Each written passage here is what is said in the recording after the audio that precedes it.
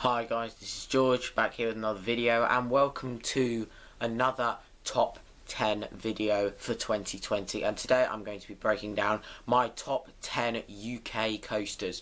So of course I've been to a few different theme parks over in the UK, and I've ridden quite a few coasters in the UK, and today I'm going to be breaking down my top 10. Before we get into it, I do just want to say this is my opinion. Your opinion is probably different to mine. We probably don't share the same opinions. However, if you agree with me with some of these, then there we go. If you disagree, leave your comments down below. What would you put at number 6 in if you don't agree with mine or whatever? I'd love to hear what your favourite coasters in the UK are in the comments below.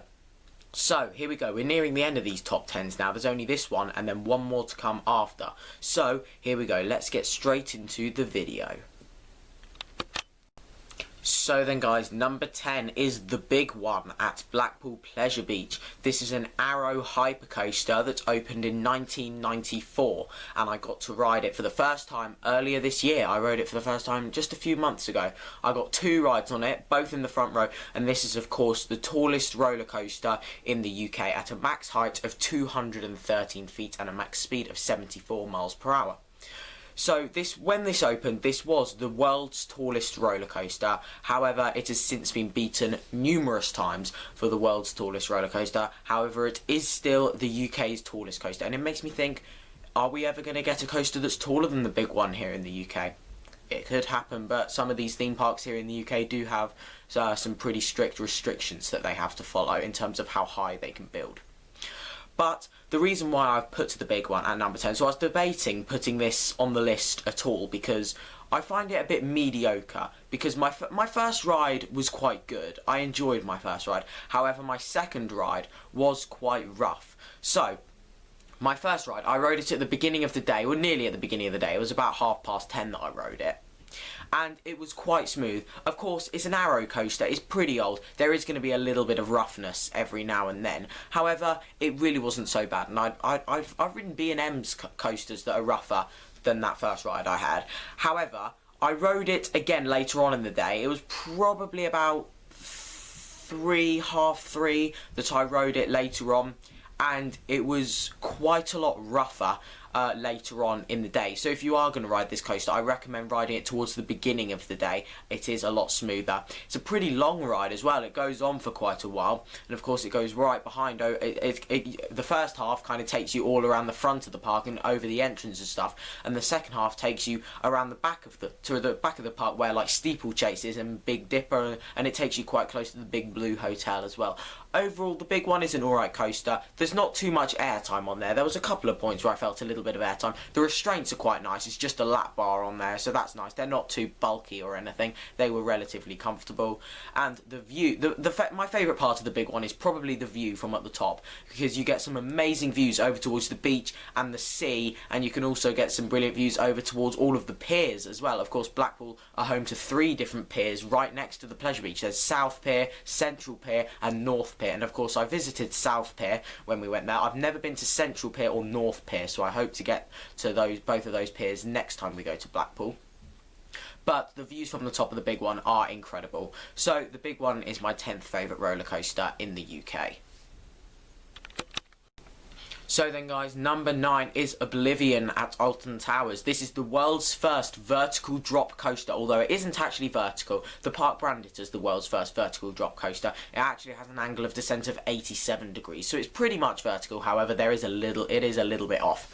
So, this ride, of course, if you do know about this ride, you'll know it's basically the drop and then it's over. It's a B&M dive coaster, so of course you get hung over the drop, it then drops you underground, and then you come out, and then after the drop, that's pretty much the end of the ride there. It's a very, very short coaster. However, that drop is brilliant, and you get some brilliant airtime going over the drop. As well as that, a bit of a fun fact about Oblivion you might not know, this ride actually takes you 115 feet under the ground, which means it has a nearly 200-foot drop. Because, of course, with Alton Towers, they are very restricted to what they can and can't do. Of course, with the park being located so close to the town, they're not allowed to build over the tree height. So, therefore, they have to come up with more creative ways to build their coasters. Like, for instance, they'll dig it into a pit in the ground. And that's what they did with Oblivion. So, of course, they couldn't make it very tall. However, it's got a huge drop due to the fact of how far underground it takes you. So, overall, Oblivion's a really, really good coaster. It's one of my least favourite dive coasters. However, I do really enjoy it. It's got the old restraints as well. It's not got the vest restraints that B&M do, so that makes it even better. Makes the air time going over the drop a little bit better. Very smooth coaster as well. It opened in 1998. I can't feel a rattle on it at all. Very, very smooth. There's not really anything to complain about with this coaster. It's a brilliant coaster. So then, guys, number 8 is Nemesis Inferno at Thorpe Park. This is a B&M inverted coaster that opened in 2003. So, of course, a lot of people were expecting this to be a Nemesis, and it's not a Nemesis. It's not as intense as Nemesis. However, as it gets older, I do find it to be a lot more intense, and I've heard a lot of other people say that as well. I heard when it first opened it was really tame. However, I have noticed this as well. I had my first rides on this in 2015, and when I rode it in 2015 I was amazed by it. However, I loved the coaster. However, I did find it a bit forceless. However, now it's an intense coaster. It's getting up there with Nemesis. I reckon one day this could be up there with Nemesis in terms of intensity. It's an intense coaster. The older it gets, the more intense it gets. As well as that, you've got 4 inversions on this coaster, and I just love this coaster. It's a smooth coaster, it's intense, it's got a really well-themed queue. Well, I say well-themed. It's not really like theming in terms of all sorts of different props and set pieces. However, there is a giant volcano, well, it obviously is a fake volcano, around the ride, and of course that's where the station is. The station is inside that volcano, and then you also have a bit of a pre-drop as well, so you have a little curved drop at the station, and then you go into a tunnel which is inside the volcano, and sometimes you'll get some smoke coming out. Not all the time, however, when you do go there, there'll always be some lights in there, and then sometimes you'll get some mist in there as well, which I really like. 4 inversions, as I said, it's not the longest of roller coasters. However, I do still enjoy it. I think it's a brilliant ride at Thorpe Park, a really solid coaster. So there we go. That is my 8th favourite roller coaster, Nemesis Inferno. My 8th favourite in the UK. So then, guys, this is one that a lot of you are not going to agree with me on. Number 7 is Nemesis at Alton Towers. Now, Nemesis is very highly rated by a lot of people, and to be honest, I don't get the hype from it. I was slightly disappointed when I rode it. I was expecting it to be a very intense coaster. Of course, I rode Nemesis Inferno before this one, and as much as I do prefer this to Nemesis, I don't find too much difference between the two, to be honest. I like them both about the same, really. I do slightly prefer this one, however, there's really not that much in it. You've got 4 inversions on this coaster, and this was Secret Weapon 3 at Alton Towers. Of course, Secret Weapon 1 and 2 were never built. This was the first secret weapon to be built. Features 4 inversions, and this is, well, everyone says it's a very, very intense ride. I do find it intense, however, I don't find it as intense as a lot of people say. However, it is still a pretty good coaster. It is starting to get a bit more rattly. I did notice on my most recent visit when I rode Nemesis, I did notice a slight rattle on there. However, it's nothing too major, and of course this coaster is getting on now. Of course, this year it did turn 26. It's an old coaster. However, I really don't see the park getting rid of it now. I feel like when it does come to that time where a lot of parks will think, let's just remove this now, I do think that they will give it a retrack or a refurbishment. I don't see them taking this coaster out at all. I do really enjoy this coaster. It's a brilliant coaster. However, I do find it a bit overrated. So then, guys, here is something else that you guys probably won't agree with me on. So, number 6 is Galactica at Alton Towers. This is the world's first B&M flying coaster. So, of course, you may find it a bit weird that I actually prefer this to Nemesis. And yes, I do prefer this coaster to Nemesis. The reason why is I love flying coasters. I love that feeling. This coaster does actually make you feel like you are flying. This coaster is the closest that I have ever come to flying. And honestly, I know it sounds really weird, but imagine being able to fly. It would be so cool. And this coaster does make you feel like you're flying. I love this coaster. Started to get a bit more intense as well. On my most recent visit, I did start to find it a little bit more intense, which is really good. Of course it is starting to get a bit older. It opened in 2002. However, I do start to feel it getting a little bit more intense now. And to be honest, I quite like that. However, with that intensity, it does seem to be getting a little bit rougher. On my most recent visit, a couple months ago, I had 2 rides on Galactica, and I did notice a slight rattle, and it's a rattle that I have never really noticed before. However, I have heard other people have noticed it before, but for me personally, I'd never really felt a rattle before, until now, but it's only a tiny little rattle. It's kind of like an Icon rattle. If you've ridden an Icon at the back, you may notice a little bit of a rattle. It's kind of like that. But overall though, in most of the coaster, it is still fairly smooth. The inversions are great. I love staring at the ground when you're on this coaster because of course you are in that flying position. Excuse me. You are in that flying position and a lot of people will go and look forwards. I like to look at the ground or look at wherever I'm pointed during the ride. So I'll be looking at the ground, and then when you're flipped upside down I'll just look straight up, and I just like that. It makes you feel more involved with the coaster. Overall, it's a brilliant roller coaster. Yes, I do prefer it to Nemesis. I love this coaster. Of course, it's not my favourite B&M flying coaster, but I tell you what, it is a damn sight better than Superman Ultimate Flight, a Six Flags Great Adventure. That's another B&M flying coaster, and I tell you what, that was pretty boring. But this one is definitely not boring. Decent length to it as well. It goes on for... It's not the longest coaster out there, however, it goes on for a little bit. It's a decent length. Overall, Galactica is a brilliant coaster, and I really enjoy it. My 5th favourite UK coaster is the Smiler at Alton Towers.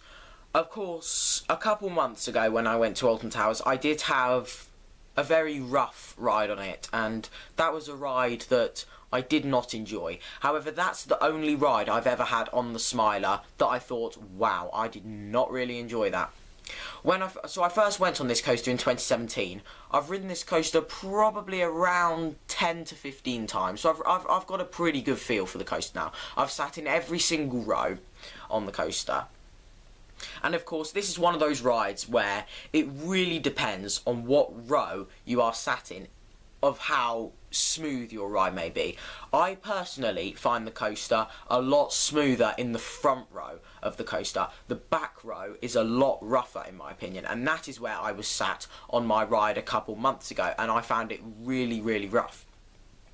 However, all of my rides before that, I have found it quite smooth. For a Gerstlauer coaster, it opened in 2013, so you wouldn't expect it to be rough. However, normally, a Gerstlauer coaster, 7 years old, it may get a little bit rough. I mean, think of Saw, of course, that was 10 years old last year. It was 11 this year, and that's starting to get really rough now, in my opinion.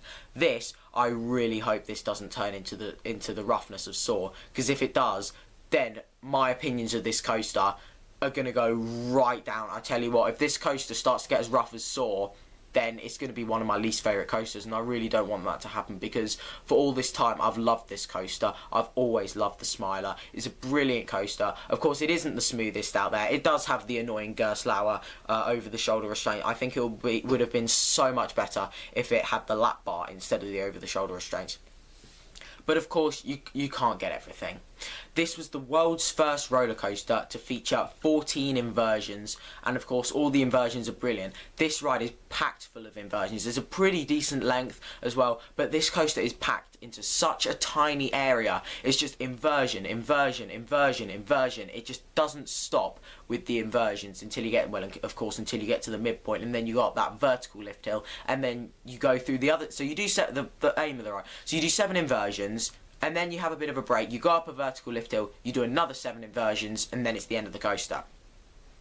Overall, the Smiler is a really good coaster. I'd like to have some more rides on it before I go and say I don't like this coaster anymore, because I might go and say that, and then the next ride I have on it, I might be like, wow, that was amazing, I absolutely loved it. So I'd like to have some more rides on it before I officially go and say, oh, I don't like it, or I've changed my mind, I love it again. So next time I go to Alton Towers, I'd like to have a few rides on it. But overall, I'm still sticking it in at number 5. I still think it's a good coaster. You just need to make sure you get the right seat. But of course, during these times, it is pretty difficult, seeing as you're not allowed to choose your row at the moment. So then, guys, number 4 is Stealth at Thorpe Park, an Intamin hydraulic launch coaster that opened in 2006. And I tell you what, it might be 14 years old, but I've always loved this coaster ever since I first rode it back in 2015. So of course I've been riding it for 5 years now, and I absolutely love it. This is one of my most ridden coasters. It's probably my most ridden coaster in the UK. In fact, it's probably my most ridden roller coaster in the world, to be honest. I've ridden this coaster a lot of times. I'd say I've ridden this coaster probably around maybe 30 to 40 times. I've ridden this coaster a lot. Of course, I've been to Thorpe Park a lot, and a lot of the time when I go to Thorpe Park, I'll go and have like 3 or 4 rides on this coaster. I have ridden it quite a few times, and I love this coaster. Of course, a couple years ago, I went to Six Flags Great Adventure and Cedar Point, and I rode Kingda Ka and Top Thrill Dragster, and they're both pretty similar to Stealth. However, they're a lot taller and they're a lot faster. So, of course, when you're used to riding those coasters, you get back home and you go to Thorpe Park and then you ride Stealth, and you're a bit like, well, that launch was a little bit underwhelming, even though before it always was just that. It was always that feeling of it was intense. It was an intense launch. However, gradually I am starting to find it more intense again. Of course, it was a couple years ago that I last rode Kingda Ka and Top Thrill Dragster. So as it gets longer that I last rode it, it does start to feel like the launch on Stealth is getting more intense again. This launches people from 0 to 80 miles per hour in, it was 2.5 seconds, but I'm sure they might have made it even faster. Well, the same speed, but in less amount of time, I believe. I don't know though. However, whether it did change or not, it's a fast coaster. It's it's the second tallest in the UK. It's the fastest coaster in the UK, and I'll tell you what, this coaster is absolutely brilliant. I will always love this coaster. It's still a smooth coaster as well. It might be 14 years old. It's a pretty smooth coaster. The only thing I don't really like about Stealth are the restraints. Of course, when you get on the coaster, they're not normally that bad. However, pretty much every single time I've ridden Stealth, the staff have come round, and of course, you don't, when you're a theme park enthusiast, you don't always want really tight restraint. So the staff member will come around, give a nice big push on my restraint, and then, oh look, I've got a tight restraint throughout the entire ride. And then it gets even tighter as you go through the ride as well. So you get to the brake run and you're literally pinned into your seat, no room. So that's the only thing I don't really like about these. They're pretty heavy as well. Overall, Stealth's a brilliant coaster. I absolutely love it, and I'll tell you what, I can't wait to get back on it next year.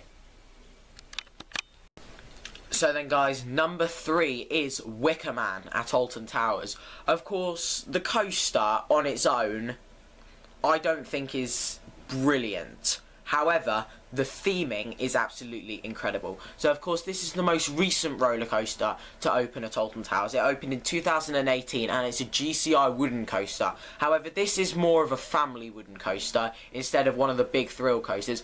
It's nothing on Troy at Toverland. That's all I'm going to say. However, this coaster, in my opinion, it's got a lot rougher. It might only be 2 years old. However, I had a ride on it a couple months ago, and I definitely noticed it had got rougher. It got quite a lot rougher, actually. I still love the coaster. It's still my favourite coaster at Alton Towers, and it's still one of my favourites in the UK. However, it is pretty rough. It's not, like, painful, but it is rough. I don't mind rough coasters, but I don't like painful roller coasters. This one's rough. It's not painful. And, of course, you've got the massive structure in the middle as well, which is an incredible structure. And, of course, when it's opened, every time you pass through the structure would set itself on fire. Of course, that pretty rarely happens now. I don't remember the last time I rode it with the fireworking. I might have got, in fact, I think I might have got, yes, I think I got one fire blast when I went on it a couple months ago. I think when we went through it for the first time, we might have got a fire blast. I think I remember getting at least one fire blast on my most recent ride. However, when I went a couple months ago and when I visited on opening day, they're the only times I really remember getting the fire. Overall, whether you get the fire or not though, it's still a brilliant coaster. It's a very short coaster. I do wish it was a bit longer. However, it is a brilliant experience. And of course the theming in the queue line is really nice. The way it takes you all next to the coaster, and then of course you go and watch the pre-show, and that builds you up for this really nice experience. I really like the pre-show on Wickerman. I think it plays a really big part in the storyline of the coaster. Overall, Wickerman's a brilliant coaster. It's my favourite ride at Alton Towers. Yes, it might have got rougher. However, I still absolutely love it. So then guys, time for one of my all-time favourites in the UK. In fact, this was once my second favourite roller coaster that I ever rode, and this is the Swarm at Thorpe Park. This opened in 2012. It's still the most recent coaster at Thorpe Park. I'll tell you what, Thorpe Park need a new coaster. They haven't got one for 8 years now, and we know they're not going to open one in 2021. Here we go. Before we get on with the review, let's have a little prediction of when we think Thorpe Park's getting a new coaster. For me, I don't think they're going to get a new coaster until at least 2023. I hate to say that, but I don't see them getting one before that, to be honest, especially with COVID going on. But there we go. So, the Swarm is incredible. I rode it for the first time in 2015. I saw it probably about maybe 7 or 8 years ago, and I thought, wow, that coaster looks brilliant. I saw a POV of this coaster before I was really into roller coasters, and I thought, wow, I will never ride that. And of course I had no idea where it was at this point. And then I found out it was at Thorpe Park, and that Thorpe Park wasn't too far away from where I lived. And I was so excited to go and ride it when we first went to Thorpe Park back in 2015, and I absolutely loved the coaster. It was the first wing coaster I ever rode. It's manufactured by B&M. There's 4 inversions on this coaster, and I tell you what, it's an absolutely brilliant roller coaster. So smooth, and I tell you what, a bit like with Nemesis Inferno, the older it gets, the more intense I find it. A lot of people don't like B&M wing coasters due to the fact that they're not very intense. The other B&M wing coasters I've ridden, apart from Phoenix, are quite forceless. Raptor at Gardaland, that's pretty forceless. Gatekeeper at Cedar Point, that was pretty forceless. Excuse me. However, the older the Swarm gets, I do find it to get a more intense every year, especially in the front. I rode it in the front a couple years ago, and I was blown away with how intense it was, to be honest, because I really wasn't expecting it to be like that. It's a smooth coaster, really enjoyable, really well themed as well. Definitely, in my opinion, the best themed coaster at the park, if not one of the best in the UK. I'd probably say it's the second best themed coaster in the UK after Wickerman, to be honest. In fact, I'd probably rank them about the same, to be honest, in terms of theming. Really nice theming around. Of course, you've got the crashed ambulance, you've got the crashed helicopter, the crashed plane, you've got the big church thing for the station, you've got the phone box, and I tell you what, it's a good coaster, this one. A lot of people really enjoy this coaster. I love this coaster so much. The drop is absolutely amazing. The final inversion is really good as well, apart from when you're standing in the station and then you hear all the screams from above. It gets very loud. It's a short coaster. I do wish it was a little bit longer, but I tell you what, it is a brilliant roller coaster. It was my favourite coaster in the UK for a few years until I rode what is currently my number 1 in the UK, which you're about to find out right now. So then guys, we have got to the number 1 spot, and my number 1 coaster in the UK is Icon at Blackpool Pleasure Beach. So this is a Mack Mega coaster. It opened in 2018. It features 2 launches, 2 inversions. Well, leave in the comments below if you think Icon's Immelman is an inversion. Do you consider Icon's Immelman an inversion? Well, it is technically known as a junior Immelman. So it is an Immelman. However, it doesn't really take you upside down. It's one of those, really. It's kind of one of those. Do you consider it an inversion or not? For me, I don't really know. I'd probably consider it an inversion, to be fair. But I don't know. I mean, it takes you nearly upside down. When you're on the coaster, it feels like it takes you upside down. However, when you're watching the coaster off-ride, it doesn't look like it takes you upside down. However, it's got one definite inversion. However, it's not the inversions that do this coaster for me. It's the other elements on this coaster. Of course, this coaster, it's not designed to have the most intense launches. And the 2 launches on this coaster, they're not very intense, but they're not designed to have intense launches. I really like the top hat. The top hat after the first launch is a brilliant element of the coaster. You get some really good airtime on there. As well as that, I find this element really underrated, to be fair, and that's the S-bend. I absolutely love the S-bend over underneath Steeplechase. I find that really underrated, to be fair. It's a brilliant element. I love that part of the ride. As well as that, the whole second section of the coaster is really good. That big kind of like spaghetti bowl of track, and one moment you're going this way, and then you're switching and going the other way, and then there's an airtime hill, and is a brilliant coaster. Super smooth as well. In the back row, when I rode in the back row a couple years ago, I did notice there to be a little bit of a rattle, even when it was brand new. However, all of my rides that I had a couple months ago, well, at least in fact, I think two of them I had kind of in the middle, but it was closer to the back than the front, and then one of them I was really close to the back. I didn't find the rattle at all. The only seat I find the rattle in is the back row.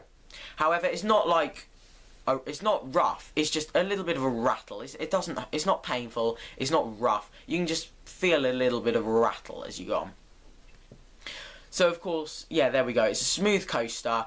It's a pretty long coaster as well. It goes on for a decent amount of time, to be fair. There's nothing not to really love about this coaster. The soundtrack is absolutely amazing as well. I love the soundtrack. It's not by Amscore, it's by a company called The Notable Stranger. And then, of course, there's a few different airtime moments on the ride. There's brilliant airtime on the ride. And one of my favourite parts of the ride is the restraints. The restraints on this coaster are amazing. It's only a lap bar holding you in. And, of course, this makes you feel very free on the coaster. And of course you've got all the airtime and the inversions on the coaster. A lot of coasters that feature inversions will have an over-the-shoulder restraint, but this one only has a lap bar, and you feel so free on it. And I tell you what, it feels so much better having a lap bar on a roller coaster than an over-the-shoulder restraint. I'd rather feel free instead of being trapped into the seat. But overall, Icon is a brilliant roller coaster, and I'll tell you what, it's a shame how far it is from my house. I wish this coaster was at Thorpe Park, because then I'd get to ride it a whole lot more. It's a brilliant roller coaster, and if you've not yet ridden it, I definitely recommend it. So then guys, that is now the end of my top 10 roller coasters in the UK. Thank you very much for watching. Make sure to follow me on Instagram at George Kelly Roller Coasters, George William Kelly and George Kelly Animals. Message me on Snapchat at George Kelly. Follow me on Twitter at George Kelly. And check out my other YouTube channel at Wealthy Eagle. Thank you very much for watching. Remember to like, comment, share and subscribe. Stay safe everyone, and I will see you all later. Bye!